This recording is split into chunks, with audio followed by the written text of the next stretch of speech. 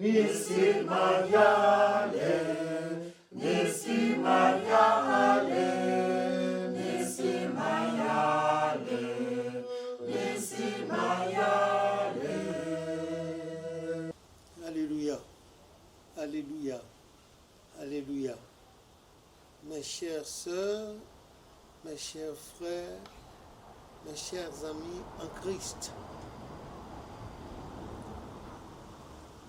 c'est une occasion merveilleuse pour moi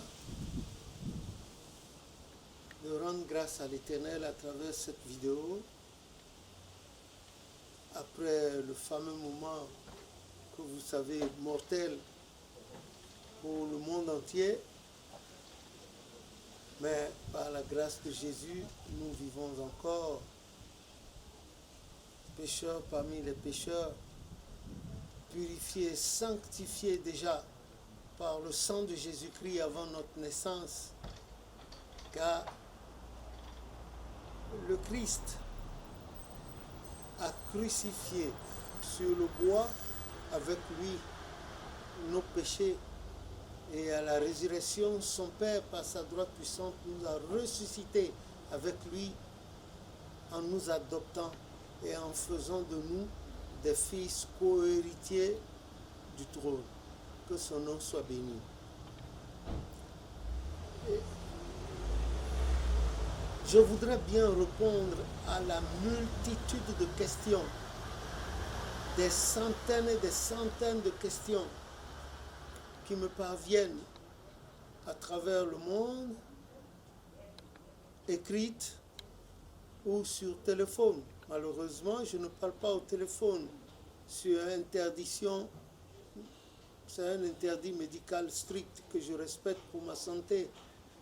Mais ceux qui écrivent, ceux qui appellent au téléphone, sur le WhatsApp, malheureusement, j'ai oublié le numéro. Peut-être qu'avant la fin, je vais demander qu'on me donne le numéro de mon épouse. Je peux répondre, mais voilà, l'inconvénient est que pour répondre à une seule question de façon explicative et de façon explicite, il faut passer 1 heure de temps sur Internet ou 2. Vous vous imaginez tout le temps que je perdrais à vouloir répondre à tout le monde sur Internet. Ce n'est pas possible. J'ai de l'âge, je ne suis pas un petit enfant, même si j'en ai l'air, ma tête prouve que je ne suis plus un petit enfant. Vous voyez, c'est dégagé comme une autoroute. Mais cependant, quand j'ai l'opportunité, je profite pour apporter certaines explications. Donc, peut-être que la vidéo que j'ai commencé de faire en ce moment va avoir une phase 1 comme une phase 2, comme elle peut être unique seulement. Et je voudrais que les uns et les autres, après avoir lu humblement, après avoir visualisé les vidéos humblement dans le Seigneur, donnent leur point de vue, fassent leurs commentaires. Et je m'adresse surtout à nos frères de l'espace anglophone de notre Église. Si vous retournez à mes vidéos, vous allez voir que j'en ai fait pas mal en anglais, pour qu'eux aussi ils comprennent. Parce que la Babylonie tend à couvrir notre Église en ce moment. Je veux parler de l'apostasie par rapport à ce que les uns et les autres font dans l'Église. D'abord, ils ont dévié, que ce soit l'espace francophone ou anglophone, ils ont tous dévié. Et si nous ne prenons pas garde, d'ici une vingtaine d'années, nous risquerions, parlons plutôt à l'hypothétique, nous risquerions de ne plus retrouver l'Église du christianisme céleste, sa première version. Et celle qui risquerait de venir, c'est celle-là que les gens ont amenée après que Papa Oshofa ait été rappelé, paix à son âme. Donc, nos frères de l'espace anglophone, je leur ai fait des vidéos. Dans mon anglais élémentaire, je leur ai expliqué plein de trucs, mais je n'ai pas vu de l'engouement, de l'intérêt à cela, et j'ai arrêté carrément. Et c'est bien après que tantôt certains m'écrivent pour demander telle explication, d'autres m'écrivent pour demander, et demander les documents, surtout les photos. J'attire votre attention, surtout sur les photos. Toutes les photos que vous voyez sur Internet ne sont pas des photos libres. Il y en a qui sont protégées par des droits d'auteur. Alors, je demande aux frères en Christ de faire très attention parce que le chrétien céleste parfois joue ou bien voudrait jouer au profiteur. En ce moment, il y a un groupe, je ne sais pas lequel, ils disent hôte de culte. Et ce n'est pas moi qui ai vu, des gens sont venus me dire. Et ils ont mis une photo, hôte de culte, là, de l'hôte de culte, ils ont mis la photo, ils ont affiché. On ne sait pas qu'est-ce qu'ils font derrière. C'est beau, mais ils n'ont qu'à faire attention. Où Papa Ochofa est entre les baobabs, c'est une photo protégée. Hein? Et les gens qui m'ont touché à cet effet, c'était des gens de la maison de protection de ce document. Alors, je demande humblement à ce groupe-là, là, je ne connais pas leur nom, ils ont affiché le truc, ils ont tiré et ils ont affiché ça sur leur truc WhatsApp et puis ils parlent de hôte de culte et je ne sais pas qu'est-ce qu'ils font derrière. Je leur demanderai simplement de retirer la photo et de faire attention, c'est une photo protégée. S'ils ne retiraient pas cette photo, un jour, ils vont recevoir des lettres d'avocats et de maisons de protection. Il ne faut pas qu'ils disent que le frère Lévi, là, il a fait quelque chose qu'ils ont voulu utiliser et les avocats leur sont tombés là-dessus à bras raccourcis.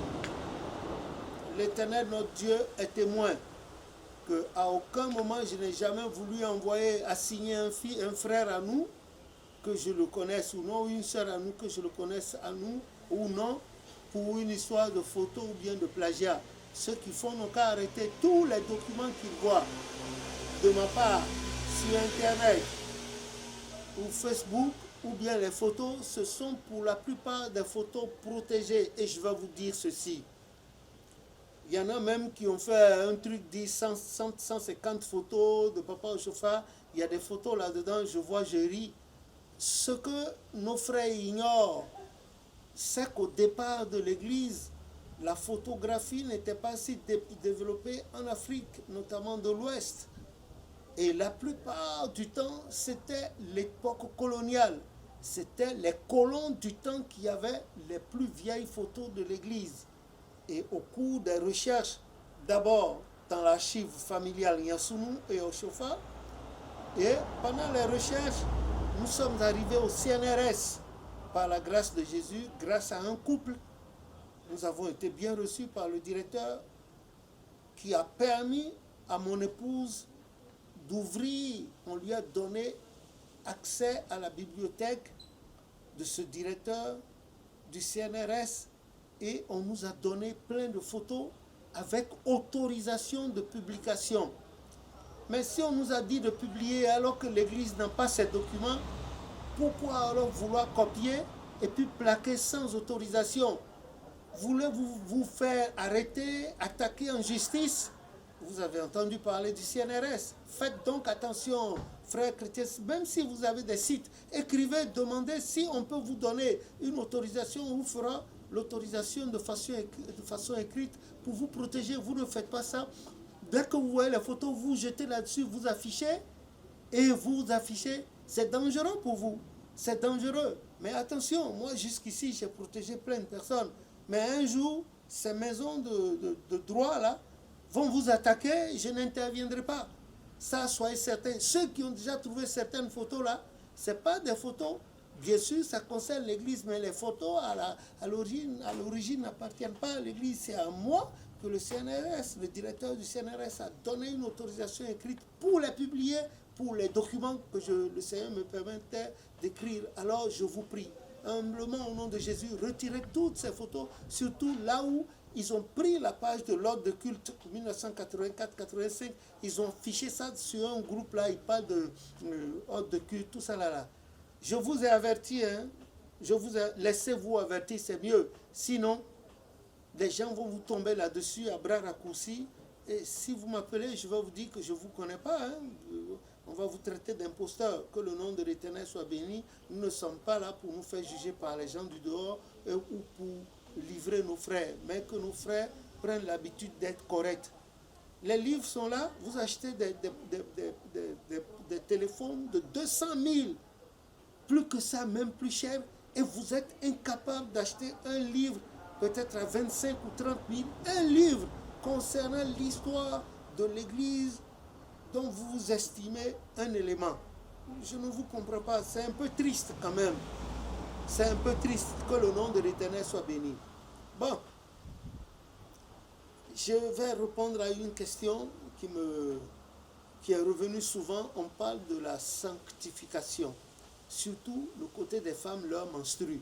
Écoutez, une femme qui ne fait pas de menstrue, certainement qu'elle est malade, ou bien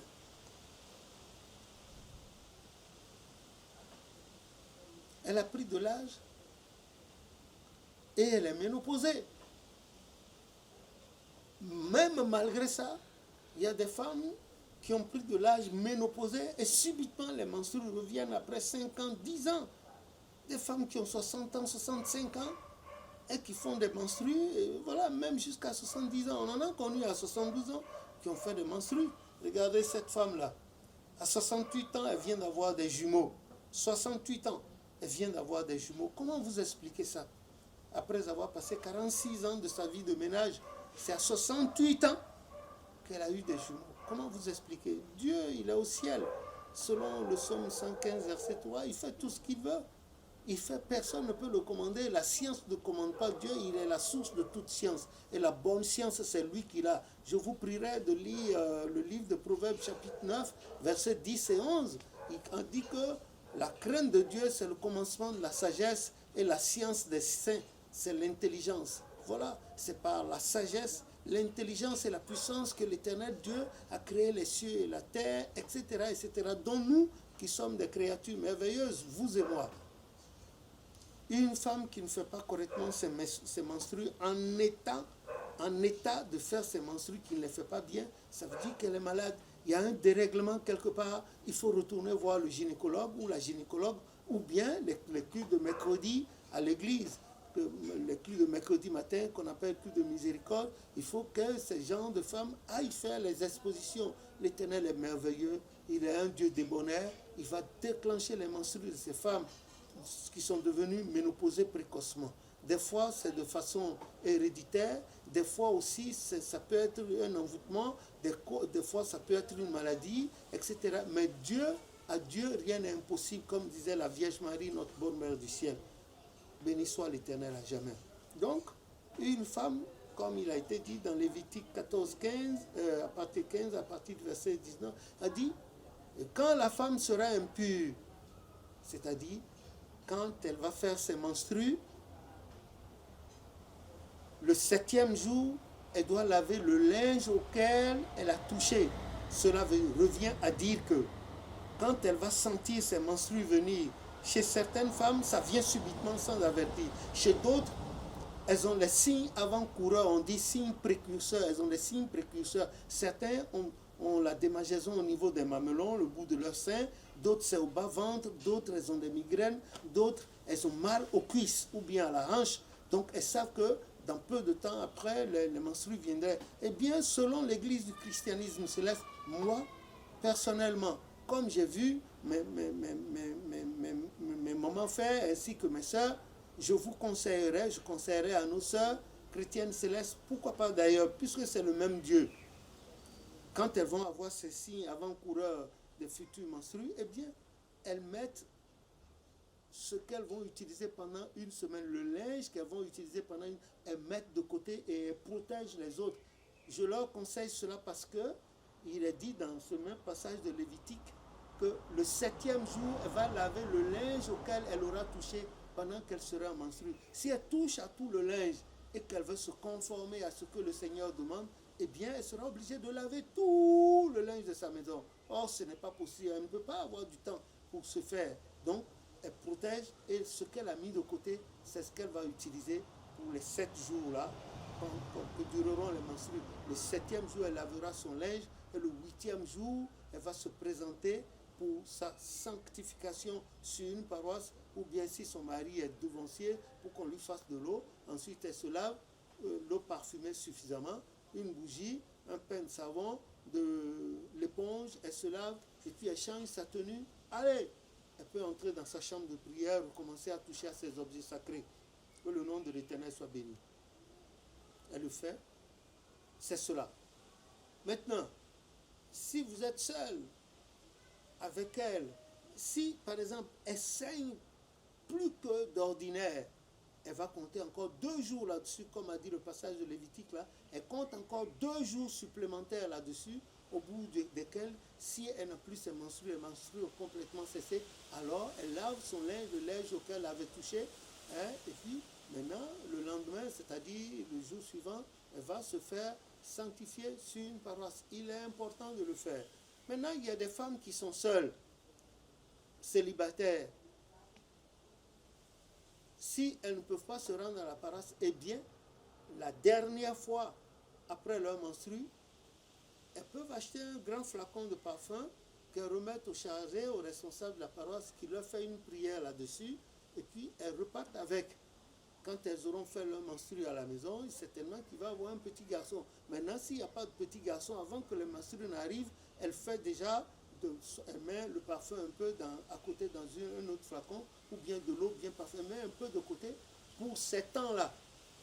Parce que si elle habite, par exemple, à 40 km de la paroisse, il n'y a pas d'autres paroisses alentour, juste à cause de la sanctification, aller-retour, ça va lui coûter cher. Les temps sont un peu difficiles pour l'argent.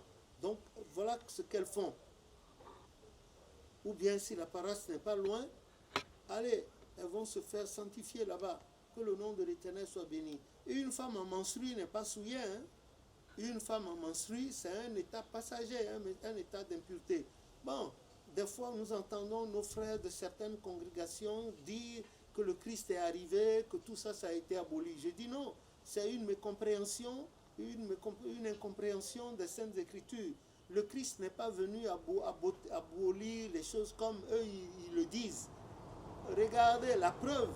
Quand le Christ délivrait ou bien guérissait quelqu'un, il dit allez voir le sacrificateur et faites ce que la loi de Moïse a dit. Si j'ai menti, la Bible est là pour nous départager. C'est ce qu'il disait. Il est venu abolir le sacrifice perpétuel, c'est-à-dire le sang des animaux, des boucs, des taureaux, des béliers, etc., etc. Voilà, il faut retourner dans Hébreu. Hébreu 1, Hébreu 2, Hébreu 3, 4, 5, 6, 7, 8, 9, 10. Il faut lire pour voir. On dit que le sacrificateur, ce sacrificateur-là qui a traversé tout le ciel, non pas avec le sang des boucs, mais son sang à lui, le sang précieux de Jésus. Et c'est pour cela que les Saintes Écritures disent dans Actes 4, 12 qu'en dehors du nom de Jésus, aucun autre ne nous a été donné pour le salut. Nous n'avons le salut que par Jésus-Christ. Nous avons le salut par Jésus-Christ. Lisez Philippiens 2, vous allez voir toute la métamorphose qu'il a subie avant de se présenter devant nous comme un homme. Et puis ce qu'il a fait jusqu'à la croix, l'humilité qu'il a poussée à la croix et à la mort sur la croix, la mort d'abord et à la mort sur la croix, qui a fait que le Père aussi l'a souverainement élevé, lui a donné un nom qui est au-dessus de tous les noms, hein, pour lequel, dans les cieux des cieux, la terre, dans les eaux plus bas que la terre, tous les genoux, dont les nôtres et les miens, doivent fléchir obligatoirement. Et toute langue, dont les nôtres et la mienne aussi, doivent confesser que Jésus, alléluia, est Seigneur à perpétuité pour la gloire du Père Céleste. Que son nom soit béni. Voilà, c'est lui, son sang. Quand une femme est impure, elle n'est pas souillée, non. C'est comme de l'huile rouge. L'huile rouge est à sa place et je suis en blanc. Si je mets de l'huile rouge là à toucher la soutane, ma soutane, j'aurais souillé ma soutane avec l'huile rouge. Quand la femme est impure, la Bible a été claire, les saints disent, elle reste dans son coin. Tout objet qu'elle aura touché, si vous touchez, vous êtes impur, jusqu'au soir, vous êtes impur.